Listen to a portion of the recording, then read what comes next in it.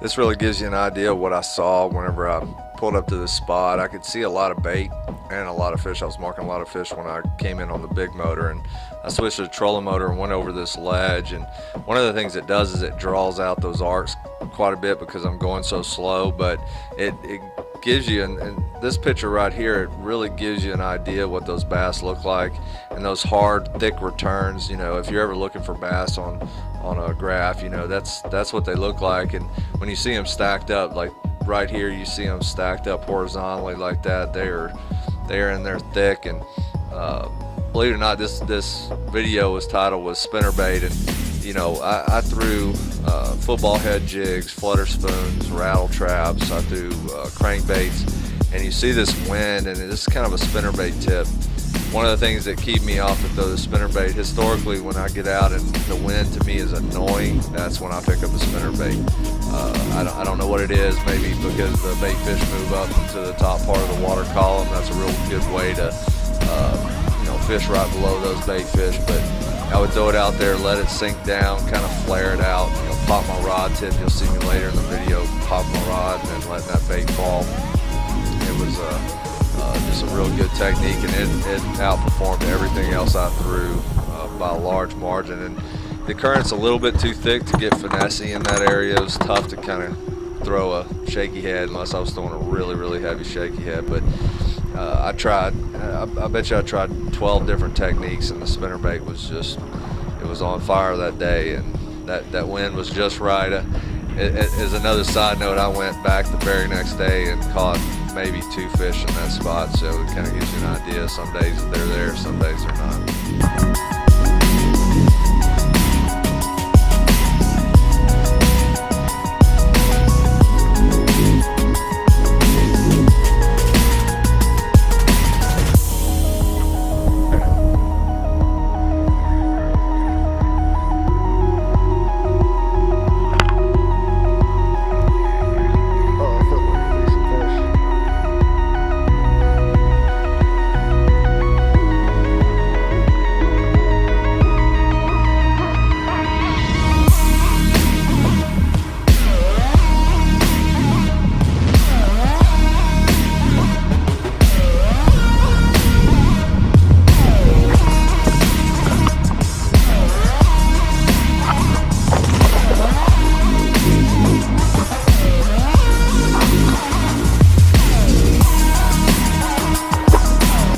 Real good clip of how those fish were wanting the spinnerbait.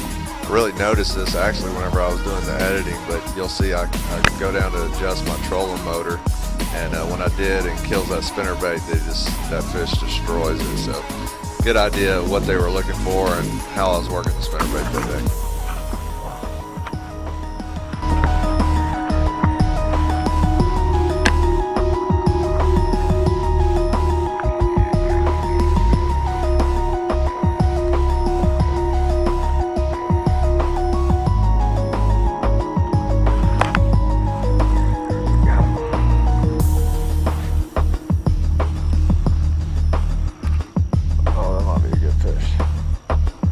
Either strong fish or good fish.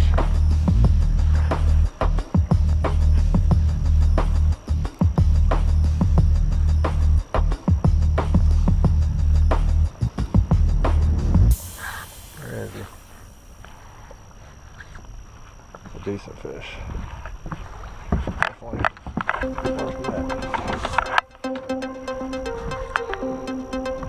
That might be a 4-pounder. Might be my first 4-pounder of the day.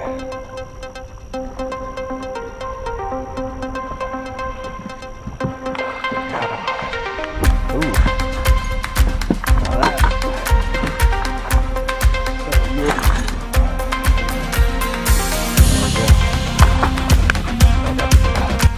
This is another really cool tip. I was fishing in open water, so normally when I'm throwing a spinnerbait or a swim jig, I'm bumping it into wood or I'm bumping it into grass. And this is a wide open, you know, area, 16 feet of water, 12 feet of water on the ledge, and I'm fishing about 6 feet below the surface, sometimes 4 feet below the surface, and I'm just popping that rod and killing that spinnerbait, letting those blades change direction and do all kinds of crazy things under the water, and those fish were keying in on that. So it's a little tip that may help you in open water situation when you see these fish schooled up.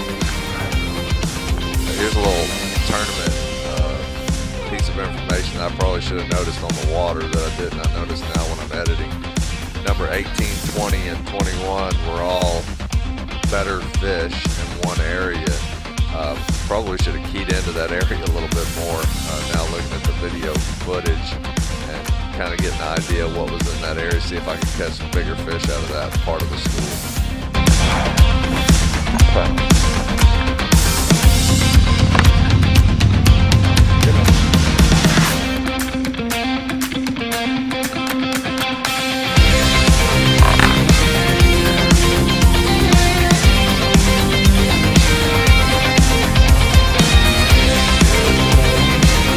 So this is towards the end of that flurry, about an hour and 10 minutes into this. The wind, you can't tell really by the video, but the wind had died down considerably, and so I picked up that 6XD, threw it out, and got a couple more bites I don't think I would have otherwise got.